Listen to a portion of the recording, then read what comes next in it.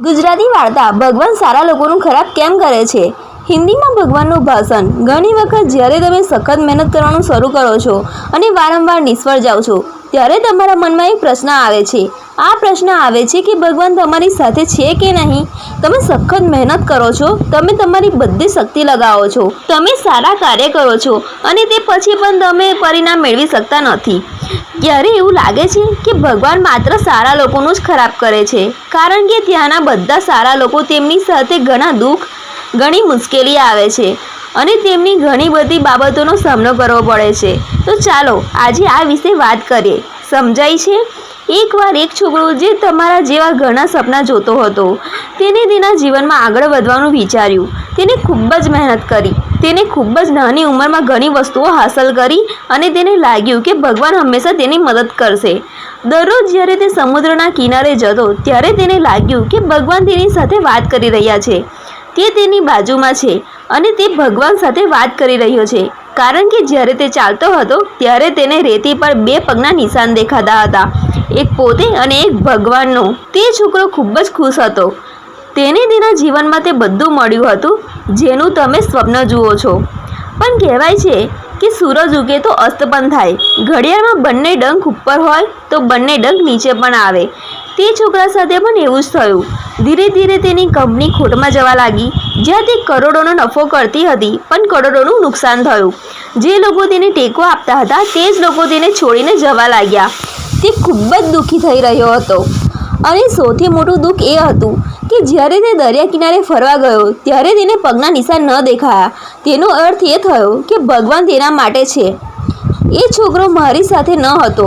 ખૂબ જ દુઃખી હતો, ખૂબ જ પરેશાન હતો અને વિચારતો હતો કે જ્યારે સારો સમય આવ્યો ત્યારે ભગવાન મારી સાથે છે, પણ જ્યારે મારો ખરાબ સમય આવ્યો ત્યારે ભગવાને મને છોડી દીધો અને મારો પોતાનો પણ મને છોડી ગયો અને ખૂબ ઉદાસી હતી. પરંતુ તેને હાર ન માની. તેને હિંમત રાખી અને ભગવાને તેને જે શીખવ્યું હતું તે છોકરાએ તે બાબતોનું પાલન કર્યું અને ફરીથી સખત મહેનત કરવાનું શરૂ કર્યું. ત્યારે શું હતું, થોડા દિવસો પછી તેની કંપની ફરી ઊભી થઈ. જ્યાં તેને ઘણું ખોટ થઈ રહી હતી તેને બધો જ નફો કરવાનું શરૂ કર્યું અને તે ફરીથી ખુશ થઈ ગયો. પરંતુ તેને એક વાત ક્યારેય છોડી ન હતી, પોતાના પર વિશ્વાસ રાખીને. જ્યારે તે થોડો હતો ત્યારે સમુદ્ર કિનારે ચાલ્યો ગયો. દિવસ સમુદ્રમાં ગયો, બધું સારું હતું. તેની કંપની ફરીથી ઊભી હતી. થોડા દિવસો પછી તેને જોયું કે જ્યારે તે દરિયા કિનારે ફરવા જઈ રહ્યો છે ત્યારે તેની બાજુમાં બીજા પગના નિશાન બની રહ્યા છે. તે છોકરો મોં ફેરવીને આગળ વધ્યો. બાજુમાંથી અવાજ આવ્યો કે શું થયું, તું મારી સાથે વાત નહીં કરે? તે છોકરાએ બૂમ પાડી કે જ્યારે મારો ખરાબ સમય હતો ત્યારે તું મારી સાથે નહોતો, તું મને છોડી ગયો અને આ આખી દુનિયા પણ મને છોડીને ચાલી ગઈ. મહેનત અને મારા વિશ્વાસને કારણે આજે હું ફરીથી અહીં આવ્યો છું. જ્યારે હું સફળ થયો તમે ફરીથી મારી પાસે આવ્યા. જ્યારે મને તમારી સૌથી વધુ જરૂર હતી તમને તે સમયે કહ્યું હતું અને હવે હું સફળ થયો છું. પછી ફરીથી મારું આવ્યું સાથે. બાજુમાં સ્મિતનો અવાજ આવ્યો અને કહ્યું કે હું ત્યારે પણ તારી સાથે હતો અને આજે પણ તારી સાથે જ છું. છોકરો થોડો ગભરાયો અને કહેવા લાગ્યો કે તું સાથે હોત તો બીજા પગના નિશાન દેખાતા હતા તે બાજુ પર. પણ જ્યારે મારા પર મુસીબત આવી ત્યારે મને કોઈ પગના નિશાન ન દેખાયા. તમે મારો સાથ છોડી દીધો હતો. બાજુમાંથી ફરી હસવાનો અવાજ આવ્યો અને કહ્યું કે તારી મુશ્કેલી વખતે પણ હું તારી સાથે હતો. જ્યારે તું સફળ થતો ત્યારે તને બે પગના નિશાન દેખાતા હતા, કારણ કે હું તારી પડખે ચાલતો હતો. પણ તારા પર મુસીબત આવતા જ તું એક પગ મળ્યો. પગના નિશાન દેખાવા લાગ્યા કારણ કે તમે તમારા ખોળામાં લેવામાં આવ્યા હતા અને તેથી જ તમે જે પગના નિશાન જોઈ રહ્યા હતા તે મારા હતા, તમારા નહીં. એટલા માટે આપણે હંમેશા યાદ રાખવું જોઈએ કે કોઈ પણ સંજોગોમાં ભગવાન તે ગુરુ આપણને ક્યારેય છોડતા નથી. ભલે આપણે તેમનામાં વિશ્વાસ કરીએ કે ન કરીએ, આપણે તેમની પૂજા કરીએ કે ન કરીએ, તે હંમેશા આપણી સાથે છે. તેથી હંમેશા હાથની રેખાઓ પહેલાં આ વસ્તુ યાદ રાખો જે આપણે શીખવે છે કે આપણે આપણા નસીબ પહેલાં આપણા કાર્યો પર વિશ્વાસ કરવો જોઈએ.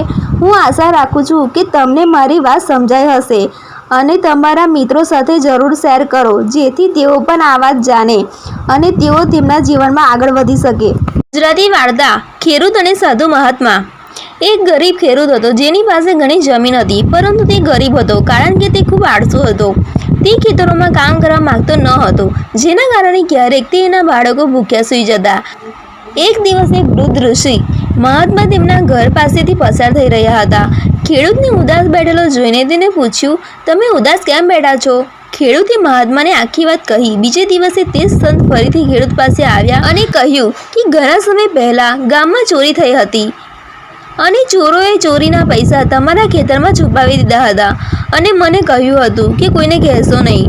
જો તમારે ધનવાન બનવું હોય તો તમારા ખેતરમાં ખેડાણ કરો અને પૈસા કમાઓ. ખેડૂતને લોભામણું થયું. તેને ખેતરોમાં ખેડાણ કર્યું પણ કંઈ મળ્યું નહીં. રાત્રે વૃદ્ધ સંતે ખેતરમાં બીજ વાવ્યા અને સારો વરસાદ પડ્યો, જેના કારણે સારો પાક આવ્યો અને પાક જોઈને ખેડૂત ખુશ થઈ ગયો.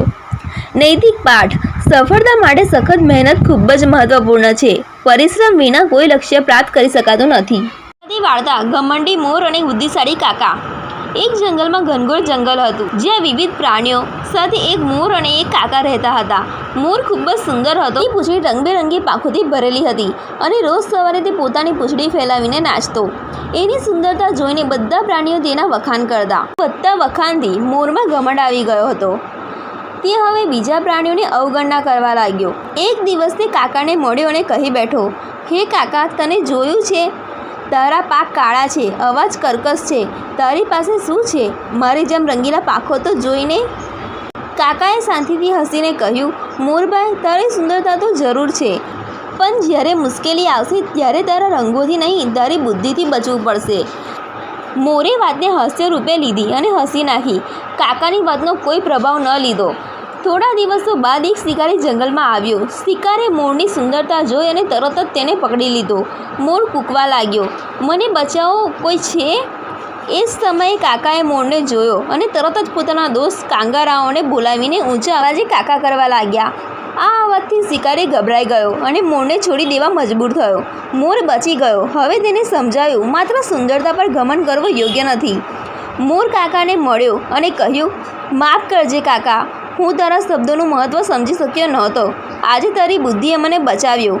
કાકાએ મિતતાથી જવાબ આપ્યો, સુંદરતા સમયસર મદદ નથી કરતી, સાચી ખુશી સમજદારીમાં છે. નૈતિક પાઠ: ઘમંડ દરેકને પછાડી દે છે. સુંદરતા કરતાં બુદ્ધિ વધુ ઉપયોગી છે.